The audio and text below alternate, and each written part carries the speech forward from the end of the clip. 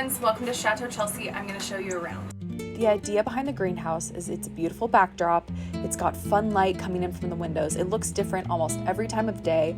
It's got little screws so that you can hang up some of your own things. You can do greenery, and we'll have a big box where you can make your own bouquets and you can style things yourselves. There's tons of different curtains where you can play with the light with lace, and overall it's going to be the central point of the property.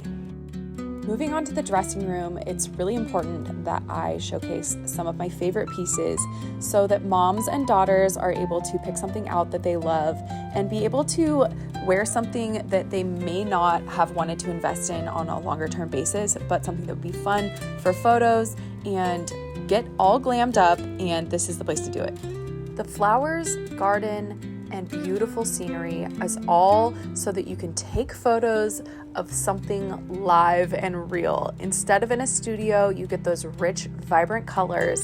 The indoor space is also very charming, kind of a little wine tasting area, which will be open sometimes for photos. And then the outdoor patio set is where it's all at. It's just this gorgeous rattan furniture where you can relax, have a drink, and also maybe chat with your client and have a great time.